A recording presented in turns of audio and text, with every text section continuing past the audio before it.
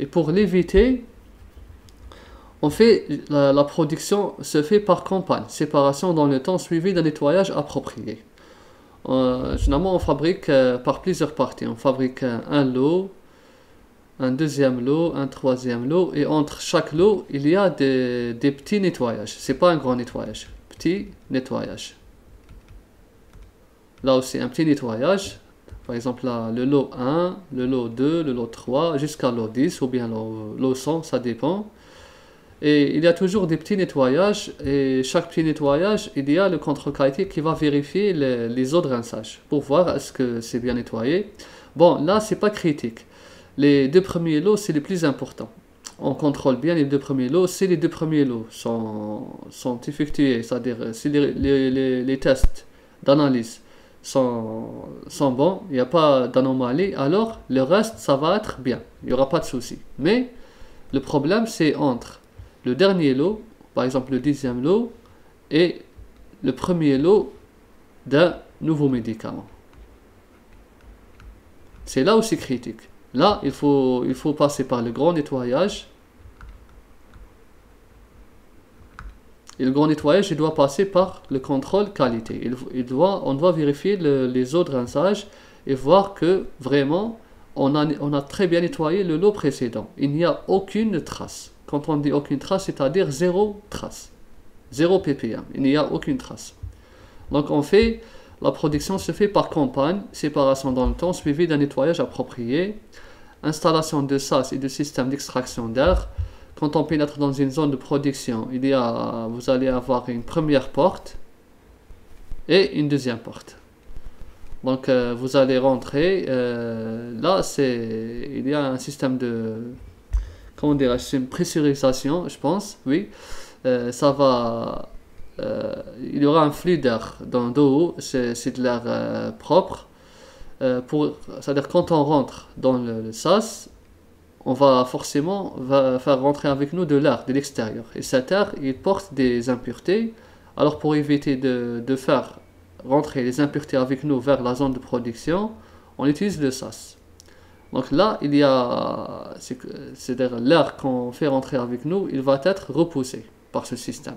Donc une porte qui s'ouvre comme ça, et une porte qui s'ouvre à l'intérieur. C'est un système et d'extraction d'air. Le port de vêtements protecteurs dans les zones où sont fabriqués les produits au risque de contamination croisée. Surtout la salle de pesée et la salle de préparation. La salle de conditionnement primaire aussi, c'est très critique. Sinon, pour le conditionnement secondaire ou bien tertiaire, si on a, ça va être moins strict. Utilisation de procédures de nettoyage et donc décontamination d'efficacité connue. Les procédures de nettoyage sont toujours validées avec la méthode, les agents de nettoyage, tout ça c'est validé. Les mesures de prévention ainsi que leur efficacité doivent être contrôlées périodiquement selon des procédures validées. Les mesures de prévention aussi sont contrôlées. Donc on voit bien qu'est-ce qu'on fait pour éviter les contaminations croisées. Sinon il y en a d'autres, mais là c'est les principales. Maintenant on va parler de validation. Lors de l'adoption d'une nouvelle formule ou d'une nouvelle méthode de préparation, il convient de démontrer qu'elle satisfait la production de routine. Quand on commence une nouvelle production d'un nouveau médicament, on commence toujours par la validation de ce médicament. Généralement, c'est les 3 premiers lots. Les 3 premiers lots. On effectue la validation sur les 3 premiers lots. Si les 3 premiers lots sont conformes, alors on commence la fabrication. Et généralement, on commence les premiers lots, c'est à l'échelle, pas à l'échelle macro, c'est à l'échelle micro. Quand je dis micro, c'est pas micro, c'est-à-dire à l'échelle atomique, mais plus, on parle là de la quantité. Un lot qui contient par exemple 10 000 boîtes, on va pas faire 10 000 boîtes, je pense pas. Ils vont faire moindre afin d'éviter de jeter tout le lot si ce n'est pas conforme. Donc on fait des tests, c'est comme on dit comme un prototype par exemple. On fait vraiment de petites quantités pour éviter de tout jeter. La validation démontre que le processus choisi avec les produits matériels donne systématiquement un produit de qualité requise.